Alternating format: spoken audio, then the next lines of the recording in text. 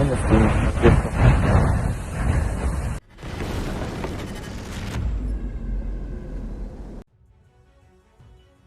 analysis of satellite images of the Sea Oil Terminal oil depot in Feodosia has confirmed significant damage to the tanks after a series of attacks by Ukrainian attack drones. According to the analysis, the latest strikes by Ukrainian drones have completely destroyed 11 tanks, while another part was severely damaged during previous attacks. At the same time, 7 tanks remain undamaged out of a total of 43 tanks on the territory of the oil depot. Drone attacks on the tank farm took place on October 6th and 13th, causing significant damage to the terminal. During the attack on October 13th, a drone strike on the tanks caused a large-scale fire that was visible at a considerable distance from the terminal. The tank farm was also severely damaged in the October 6th attack, which took several days to contain. The terminal's storage capacity is 250,000 cubic meters. There are only 2 such facilities on the peninsula. The other is located in the temporarily occupied Sevastopol. In addition to these 2 attacks, the defense forces also attacked the oil depot in 2024. Thus, on October 7th, 2024, units of the missile forces of the Armed Forces of Ukraine, in cooperation with other components of the defense forces, hit several oil tanks, which caused a fire on the territory of the enterprise. This terminal is the largest in Crimea in terms of transshipment of oil products, which were used, in particular, to meet the needs of the Russian occupation army. In addition, Special Operations Forces drones struck oil depots in Vardiska and the Rosreserve's Vardiska oil depot in the temporarily occupied Crimea.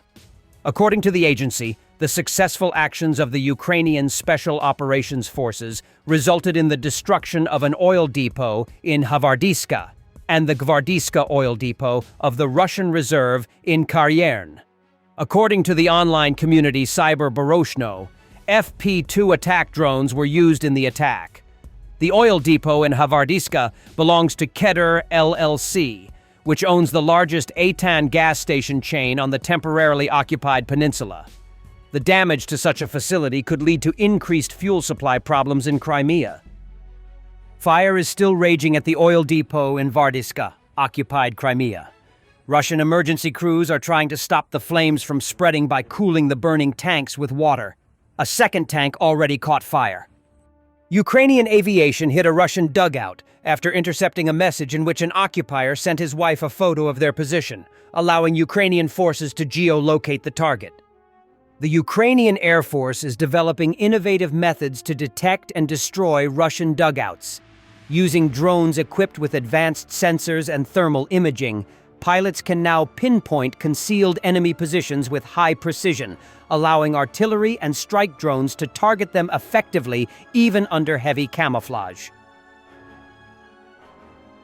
On October 17th, a record number of strikes using guided bomb units, GBUs, by the Russian army were recorded. This is reported by Gherkin with reference to the daily report of the General Staff of the Armed Forces of Ukraine. During the day, 268 such munitions were fired at the positions of the Armed Forces of Ukraine and the surrounding areas. The main carrier of the GBUs are Su-34 Frontline bombers. They were launched from a safe distance, without entering the area of Ukrainian air defense. In total, Russian troops conducted 109 airstrikes, used 6,024 kamikaze drones, and fired 4,941 times at Ukrainian troops' positions and settlements over the course of the day. Of these, 117 were launched from multiple launch rocket systems. 3 stormtroopers of the 1st Separate Assault Regiment, named after Dmytro Kotsiubailo, repelled an attack by a Russian GRU Special Forces unit. An assault rifleman of the 1st Separate Assault Regiment with the call sign Jockey was nominated for the title of Hero of Ukraine after a battle in the Dobropilya sector. During the clash, 3 Ukrainian soldiers, Jockey, Trak, and Shershin, repelled an attack by a Russian GRU Special Forces unit that was trying to break through the defense. According to the regiment's press service, the enemy used the forces of the 3rd GRU Brigade, counting on surprise and superiority in training. However, the Ukrainian stormtroopers met the attack with coolness and coordinated actions. The battle unfolded simultaneously from 3 directions and quickly turned into close combat. At a critical moment, Jockey engaged in hand-to-hand combat with a Russian Special Forces soldier. The warrior used a trophy knife to kill the attacker. The episode was recorded by Ukrainian reconnaissance drones monitoring the sector. According to official information, it was the decisive actions of the 3 stormtroopers that allowed them to hold their position and thwart the enemy's plan to break through. As a reminder, the president recently awarded the title of Hero of Ukraine to 3 soldiers of the Svoboda Battalion who held the line for 67 days surrounded by the invaders. Mortar troops from the Black Swan Battalion shot down a Russian reconnaissance drone on the Dobropilya axis after it tracked their vehicle during movement. Ukrainian soldiers on the front lines are increasingly finding creative ways to shoot down Russian drones using small arms. With limited access to air defense systems, infantry units have adapted by coordinating fire patterns, using night vision optics, and setting ambush zones to intercept low-flying drones. Their accuracy has improved through experience and training, allowing them to bring down reconnaissance and even attack drones with rifles and machine guns, a sign of both ingenuity and determination under battlefield pressure. These improvised tactics have already saved ammunition depots and frontline positions from destruction, proving that even simple weapons, when used smartly, can counter one of Russia's most persistent battlefield advantages. Ukrainian troops continue refining these methods, turning necessity into effective defense innovation. The United States has developed an inexpensive Ragnarok mini-missile that can strike targets at a distance of more than 900 kilometers. The new missile was presented by Kratos. The weapon can be used both from manned aircraft and drones for precision strikes. The range of the Ragnarok missile is 500 nautical miles, 926 kilometers, as stated by the manufacturer. It can carry a payload of 80 pounds, 36 kilograms, at a speed of Mach 0.7 at an altitude of up to 10.6 kilometers. The Ragnarok Low-Cost Cruise Missile, LCCM, is small and has an innovative wing folding mechanism that allows for compact storage and transportation. Parts of the hull and wings are made of composite materials, which reduces weight and improves functionality. Among other things, the missiles can be placed in the internal compartments of the XQ-58 Valkyrie jet drone, another Kratos product. The missiles can also be launched from palletized launch systems that are transported by transport aircraft. The cost of one missile is estimated at $150,000 when ordering a batch of 100.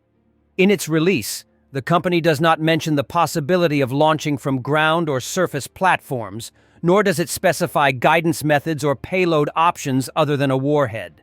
The Ragnarok missile is designed for precision strikes. The claimed performance indicates significantly higher capabilities than most existing barrage munitions while remaining within affordable cost. For the end, the situation on the Pakistan-Afghanistan border has deteriorated sharply. After a series of explosions, the parties exchanged blows. On October 17th, 7 Pakistani soldiers were killed in a suicide bombing in North Waziristan, according to Reuters. The suicide bomber drove a car with explosives into the wall of a fort where a military camp was located. 2 attackers tried to break in but were eliminated. At least 13 people were wounded. The Office of the Prime Minister of Pakistan also reported the elimination of 6 militants involved in the attack. The day before, Pakistani aviation struck the Spin Buldak district in Kandahar province.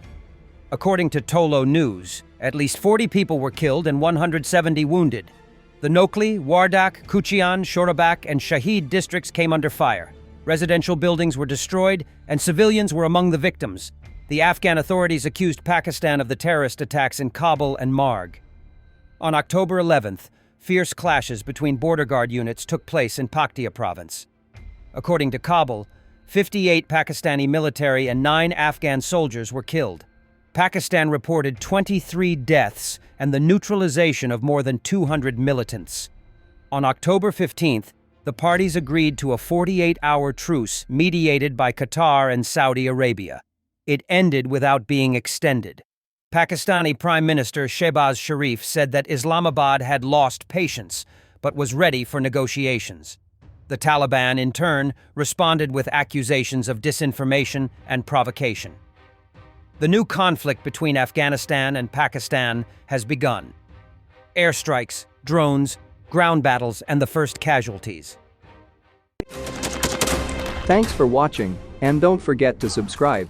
Also, if you want to support Warthog Defense, please become our member and get early access to new videos, exclusive members-only videos, and become administrator in comment section. The membership link is in the description. Rescues every day. We had a guy last week at 6 rescues in 6 days. He's doing the job every day.